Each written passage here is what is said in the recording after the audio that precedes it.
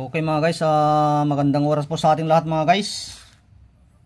Bale, ngayon na naman po tayo mag-upload ng ating video mga guys sa YouTube channel po natin. Yan mga guys, may mga ito po yung mga first class na kidlat po natin mga guys na pinapalimos ko po. Yan. Ipamahagi po natin sa iba yung mga kidlat po natin, mga nangangailangan mga guys. Nangangailangan ng kidlat. At saka ganito kaliliit yung papalimos natin mga guys Ganyan kaliliit kasi super first class po ito mga guys. Talagang pinaka-original. Grabe ba guys, tumama po ito sa napakalaking puno. Tumama po ito mga guys sa malalaking puno. Yan Pero tinipak-tipak ng kumuha mga guys kasi nakabaon po ng sobra. Bumaon po ng sobra sa malalaking kahoy. Yan.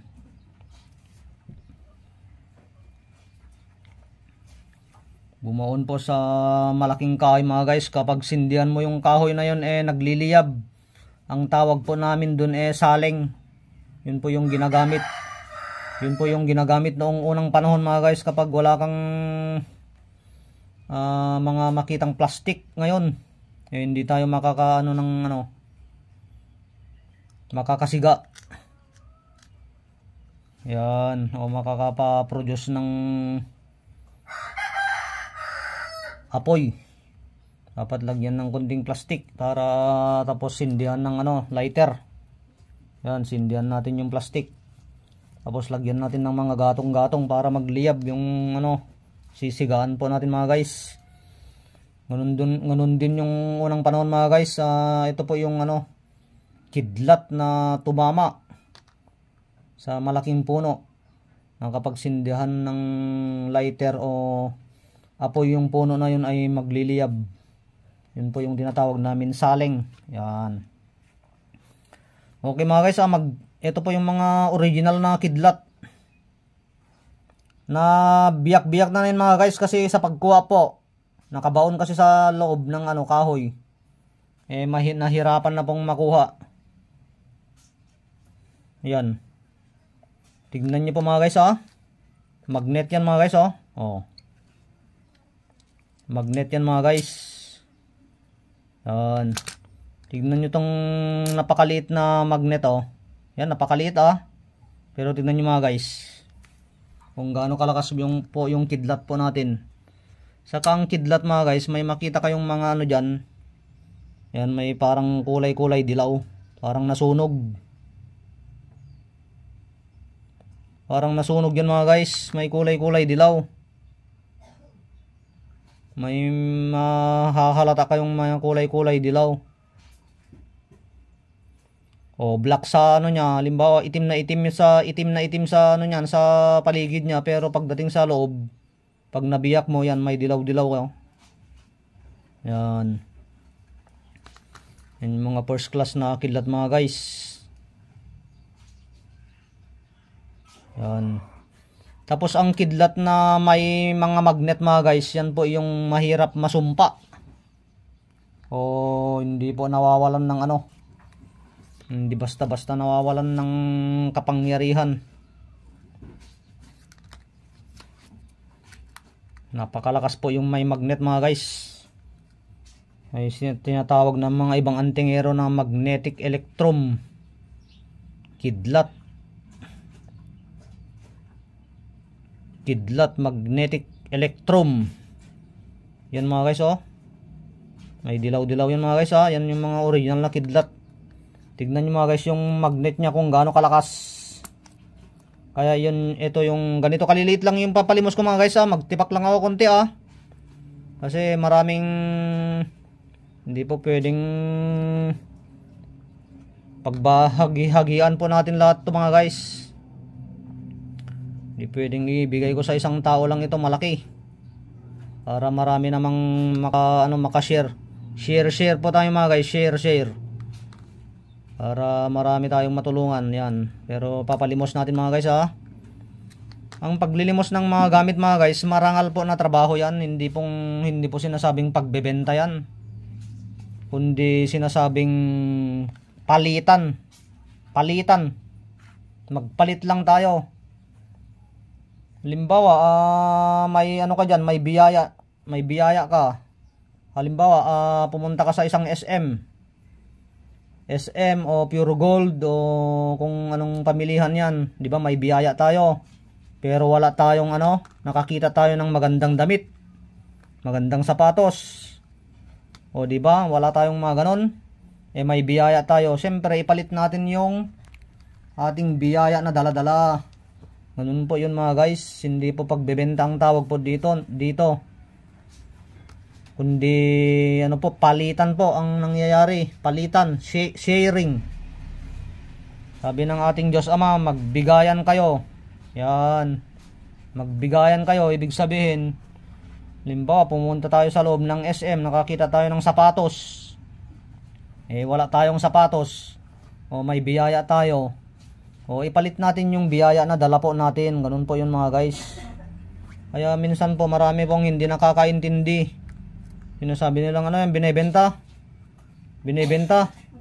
ay kulang pa po sila sa mga paliwanag. Ganun mga guys, kulang pa sila sa paliwanag. Hindi po nila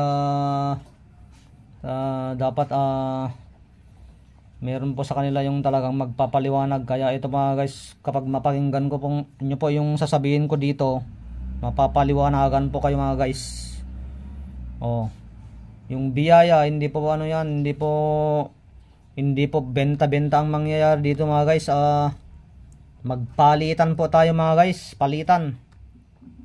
Yan, palitan ng gamit. Halimbawa, yan, pumunta tayo sa loob ng SM, may nakita tayong sapatos, damit. Ipalit natin yung biyaya na dala po natin, na nasa bulsa po natin, ipalit natin kasi type po natin yung sapatos na yun o damit na yun. Ang nangyari doon, palitan mga guys. Hindi po yung benta-benta. Ang tawag lang po doon benta, pero ang talagang tawag doon magpalitan po kayo. Palitan. Sabi ng ating Diyos Ama, magbigayan kayo. Yan. Ganito ipapalimos natin mga guys Yung mga nangangailangan po ng kidlat yan. Ganyan lang kaliit. Pero grabe ang bisa nito mga guys Ibabad nyo sa tubig ito.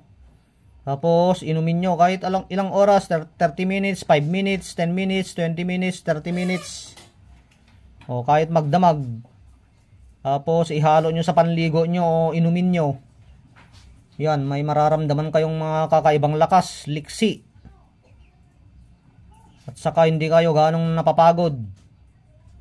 Saka may binibigay na konting gamot. Hindi po naman yung talagang hindi naman po yung talagang gamot na gamot. Kundi nakakapagbigay ng konting gamot, konting lakas, dagdag lakas. Kung baga malakas na yung katawan natin, parang dinadagdagan pa niya yung lakas po natin mga guys, liksi, bilis. Yan. Isipin nyo po kung gaano kabilis yung mga guys. Kung gaano kabilis, kaliksi, yung kidlat, ay ganun din po kayo.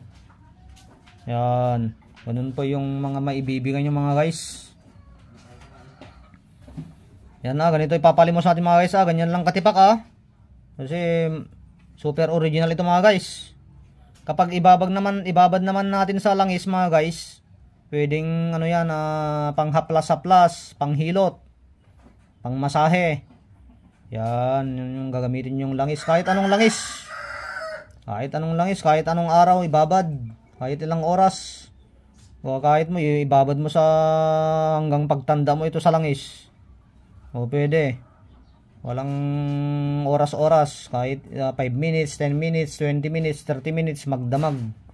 Ganun din po sa tubig mga guys na iinumin po natin o ipapanligo. Yan. Kapag sa panligo, lagyan natin ng konti yung panligo natin. Yan. Lagyan natin ng konting tubig na pinagbabaran nito mga guys. Yan. Tignan nyo yung mga guys kung gaano ka original ito mga guys. Tignan nyo napakaliit yan Aba. Grabe no. Ay. Oh, halos nagkalumbitin na oh. Oh. Oh. Nagkalumbitin na pero hindi pa rin mahulog sa lakas ng ano. Super original. Grabe no. Kahit saan dyan mga guys oh. Oh. Kasi mga first class nga yan oh. Oh. Mga first class po yan. Yan yung mga kidlat natin mga guys. Meron din mga kidlat na ano. Hindi naman po lahat ng kidlat ay may magnet. Meron yung walang magnet. Yan. Kidlat pa rin yun mga guys. Basta tumama sa puno. Basta tumama sa puno. Kidlat pa rin yun. Pero tignan yung first class na kidlat mga guys. Oh. Ay.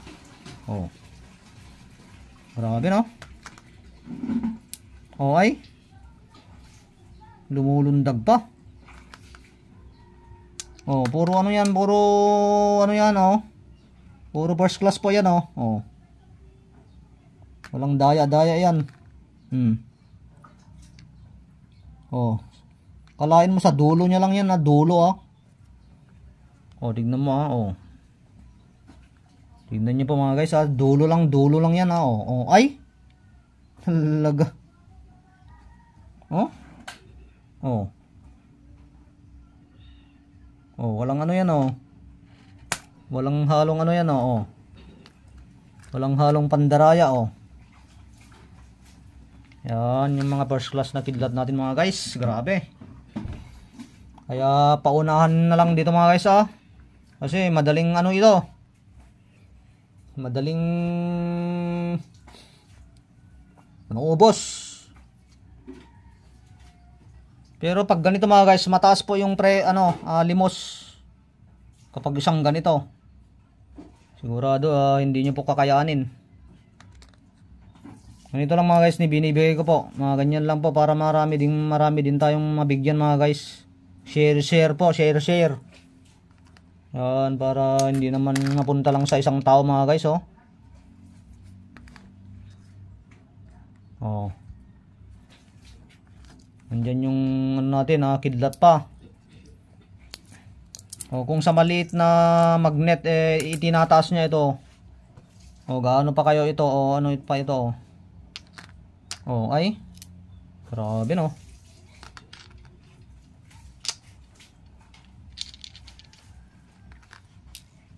O. Napakaswerte po ng mga maglilimos po nito mga guys. O makakakuha. Kasi bihira lang po yung nagpapalimos ng ano mga guys. Nagbibigay ng ganito, nag-share. Bihira lang po nagbabahagi. Yung iba tinatago-tago lang. Oh. Siyempre, gusto din natin mabigyan yung mga iba nating mga kapatid, kapwa. Para magkaroon din sila mga guys. Yan oh. Yan na yung pinaka first class na kidlat natin mga guys ah. Mag-unahan na po kayo mga guys. Unahan na po. First class na kidlat po yan. Walang halong ano. Okay mga guys. Maraming salamat po sa ating lahat mga guys ah. God bless you all po mga guys. Mag-chat lang po kayo. Mag-PM lang po kayo sa akin mga guys. Ilalagay ko po dito yung contact number ko saka Facebook ko po. Yan. Okay mga guys, maraming salamat po sa inyo po lahat. God bless you all po.